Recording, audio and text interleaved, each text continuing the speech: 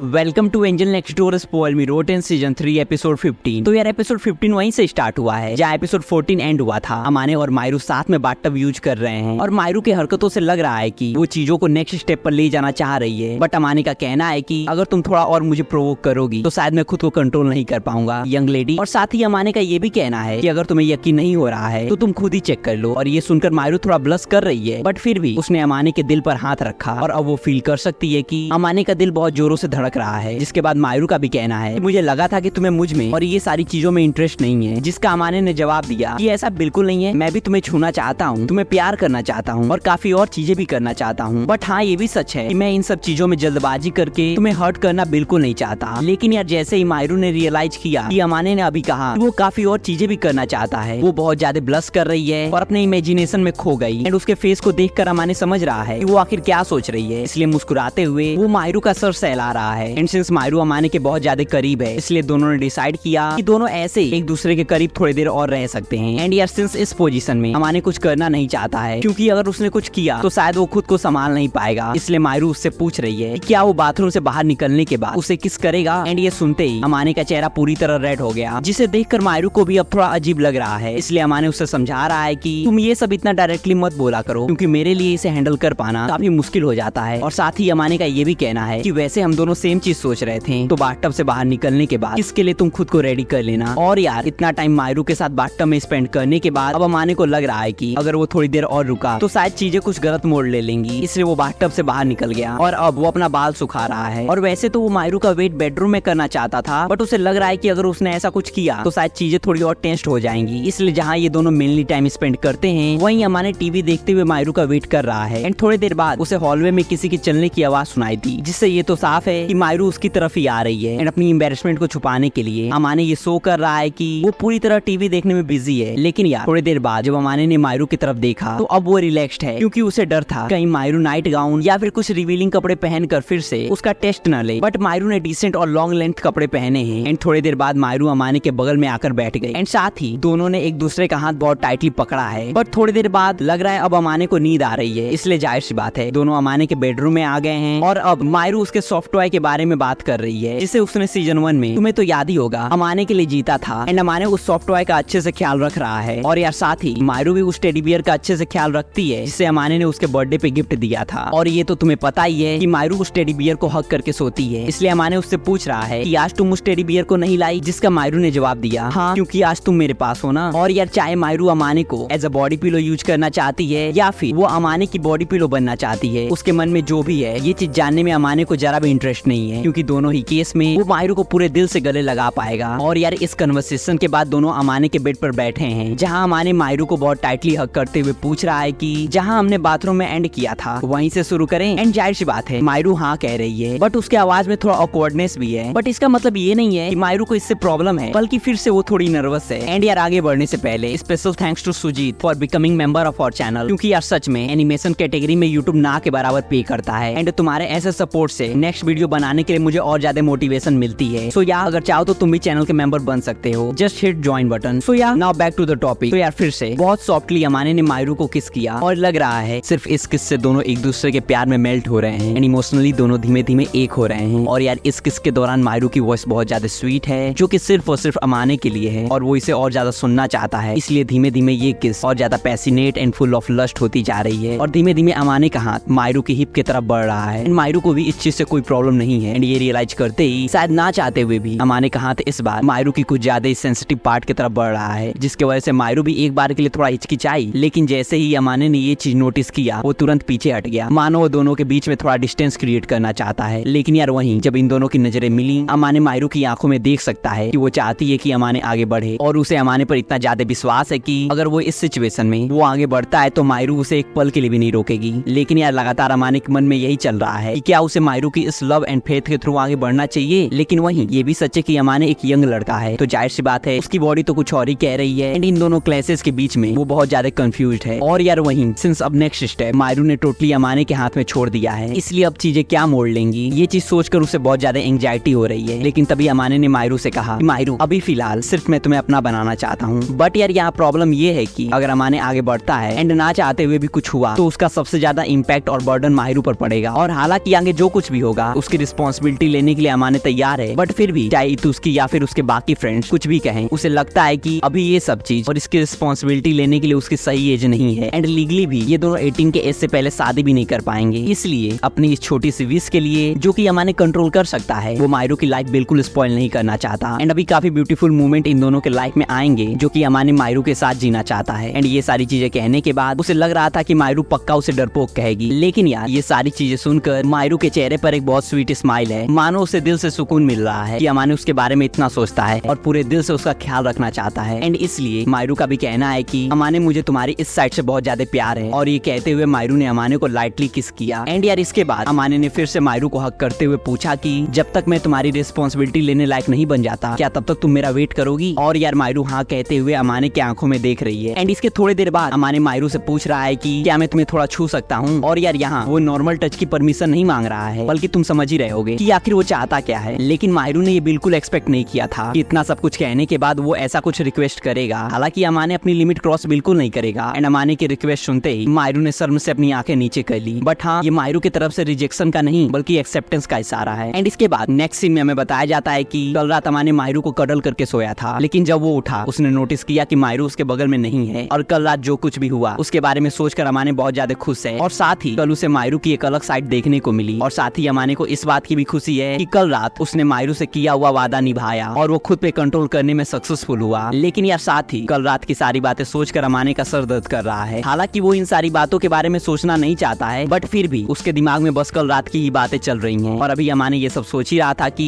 तभी उसे गेट खुलने की आवाज सुनाई दी। और मायरू थोड़ा सा गेट खोलकर अमाने से पूछ रही है कि क्या तुम उठ गए? और यार अभी मायरू ने कैजुअल कपड़े और एप्रन पहना है, जिससे ये तो साफ है कि अभी वो ब्रेकफास्ट बना रही है और अमाने को इन्फॉर्म करने आई है कि ब्रेकफास्ट रेडी हो गया है, वो आकर खा ले। हालांकि जब इन दोनों की आंखें मिली, मायरू भी ब्लश कर रही है। एंड मायरू का ये एक्सप्रेशन देखकर अमाने और ज्यादा खुश है और उसे लग रहा है कि मानो ये दोनों सच में साथ में रहना स्टार्ट कर चुके हैं। हालांकि इससे पहले भी मायरू उसके यहाँ ब्रेकफास्ट बनाने आती थी, बट कल रात के बाद शायद चीजें बदल चुकी हैं। और वहीं मायरू भी अमाने से पूछ रही है कि अगर तुम्हारी नींद खुल नहीं रही है तो मैं आकर तुम्हें उठा सकती हूँ। जिसके थोड़ी देर बाद मायरू अमाने के करीब आई और उसे बहुत सॉफ्टली पिंच कर रही है। मानो अमाने को जगाना तो सिर्फ बहाना था, बल्कि मायरू उसे टच करना चाहती थी। जिसके बाद अमाने भी मायरू के नेक पर हाथ फेर रहा है और वो नोटिस करता है कि मायरू के नेक पर एक रेड मार्क है, जो कि शायद कल रात जो कुछ भी हुआ उसके वजह से है। हालांकि वो कल रात के बारे में मायरू से ज्यादा कुछ बात नहीं कर सकता, क्योंकि अगर उसने ऐसा कुछ किया तो शायद हो सकता है मायरू उसे इग्नोर करने लगे। और थोड़ी देर बाद अमाने ने कपड़े बदल कर ब्रेकफास्ट किया और अब वो नॉर्मली हर रोज की तरह सोफा पर बैठा है। और हर रोज ये दोनों सोफा पर काफी करीब बैठते हैं, लेकिन आज इन दोनों के बीच में काफी दूरियां हैं। और जब भी अमाने मायरू का हाथ पकड़ने की कोशिश कर रहा है, वो हिचकिचा रही है। और ये देखकर अमाने को थोड़ा गिल्टी फील हो रहा है। और यार अमाने मायरू से कह भी रहा है कि हम दोनों के बीच में आज काफी दूरियां हैं। और ये सुनकर मायरू का कहना है कि मैं इसमें कुछ नहीं कर सकती और इसमें सिर्फ और सिर्फ तुम्हारी ही गलती है, क्योंकि कल रात तुमने मुझे कुछ ज्यादा ही टच किया। और यार हालांकि अमाने भी हिचकिचा रहा है, बट फिर भी वो मायरू से कह रहा है कि हाँ मैं एक्सेप्ट करता हूँ कि इसमें मेरी गलती है, पर क्या तुम्हें अच्छा नहीं लगा? जिसका मायरू ने जवाब दिया कि ऐसा नहीं है, मुझे अच्छा लगा, लेकिन मेरे कहने का मतलब है कि जब भी हम ऐसे साथ में बैठते हैं तो कल रात की बातें याद कर मुझे एम्बैरेसमेंट फील हो रही है। और यार अगर अमाने कहे कि कल रात जो कुछ भी हुआ उसे याद करके वो एम्बैरेस नहीं फील कर रहा है तो शायद ये झूठ होगा, लेकिन वहीं वो अपनी इन सारी फीलिंग्स को कल रात मायरू से किए हुए वादे के बदौलत कंट्रोल कर पा रहा है। और यार साथ ही अमाने मायरू से ये भी पूछ रहा है तो क्या इसका मतलब है कि हम दोनों को करीब रहने का हक नहीं है? और ये सुनने के बाद मायरू ने जो दोनों के बीच में डिस्टेंस क्रिएट किया था उसे खत्म कर दिया और अब वो अमाने के करीब है। एंड अमाने मायरू के सॉफ्टनेस, उसका फ्रेग्रेंस और वार्मथ फील कर सकता है। और यार अभी ये सारी चीजें हो ही रही थी कि मायरू को याद आया सुतो और सियोको दोनों होटल में है ना, तो क्या वो दोनों आज यहाँ आएंगे? एंड अमाने ने बताया कि हाँ वो दोनों शायद दोपहर में आने वाले हैं। और हाँ इसलिए अमाने मायरू को समझा रहा है कि कल रात जो कुछ भी हुआ उसके बारे में वो सियोको से बिल्कुल बात न करे, क्योंकि यार तुम्हें तो पता ही है सियोको और मायरू बहुत ज्यादा क्लोज हैं। और कई बार ऐसा भी होता है कि मायरू कुछ न कहे फिर भी सियोको उसके मन की बात समझ लेती है। एंड अगर ऐसा कुछ हुआ तो शायद कुछ मिसअंडरस्टैंडिंग भी क्रिएट हो सकती है। इसलिए अमाने चाहता है कि मायरू एकदम नॉर्मल बिहेव करे, मानो कल रात कुछ हुआ ही नहीं। और हाँ फिर से मायरू अमाने से कंफर्म कर रही है कि सियोको और सुतो आज दोपहर में आने वाले हैं ना। और ये सुनकर अमाने जानना चाह रहा है कि मायरू ये क्वेश्चन फिर से क्यों पूछ रही है, जिसका मायरू ने जवाब दिया कि मैं चाहती हूँ कि कुछ देर और हम दोनों अकेले रहें। और अमाने का कहना है कि हम रोज तो अकेले रहते हैं, बट मायरू के पॉइंट ऑफ व्यू से आज का दिन स्पेशल है, क्योंकि आज उसने अमाने को पूरी तरह एक्सेप्ट कर लिया है। एंड इसके बाद नेक्स्ट सीन हमें दिखाया जाता है सियोको और सुतो फाइनली अमाने के अपार्टमेंट में आ चुके हैं। एंड हमेशा की तरह सियोको मायरू को देखकर बहुत ज्यादा खुश है और उसे इस तरह से गले लगा रही है मानो ये दोनों सालों बाद मिले हैं। और वहीं हमेशा की तरह सुतो साइड में खड़ा होकर इस क्यूट से सीन को एंजॉय कर रहा है। और यार जब भी सियोको मायरू को गले लगाती है मायरू को भी काफी अच्छा लगता है, लेकिन वहीं दूसरी तरफ सियोको और मायरू का ये प्यार देखकर अमाने को कह सकते हैं थोड़ा थोड़ा जलन भी होता है क्योंकि वो सियोको का बेटा है, बट फिर भी वो उससे ज्यादा मायरू पर ध्यान दे रही है। एंड हमेशा की तरह सियोको अमाने को टीच भी कर रही है और ये दोनों आर्ग्यू कर रहे हैं। लेकिन वहीं सूतो ने इस सिचुएशन को कंट्रोल कर लिया क्योंकि उसे पता है कि अगर ये दोनों ऐसे ही आर्ग्यू करेंगे तो आज का काफी दिन ऐसे ही वेस्ट हो जाएगा। एंड सारी चीजें सेटल होने के बाद अमाने अपने पेरेंट्स से बातें कर रहा है कि आखिर कैसे इन दोनों ने इतना बिजी शेड्यूल होने के बाद भी उसके कल्चरल फेस्टिवल के लिए टाइम निकाला। और हाँ, सियोको का भी कहना है कि हम न्यूली वेड कपल को जरा भी डिस्टर्ब नहीं करना चाहते हैं, इसलिए हमने स्टे के लिए होटल बुक किया था। और यार अब सिंस सियोको भी यहाँ है तो जाहिर सी बात है कुछ इंटरेस्टिंग एंड एम्बैरेसिंग तो होने ही वाला है। बट क्या, ये तो हमें नेक्स्ट एपिसोड में ही पता चलेगा। बाकी टिल द एंजॉय एनीमे, मिलते हैं नेक्स्ट एपिसोड में।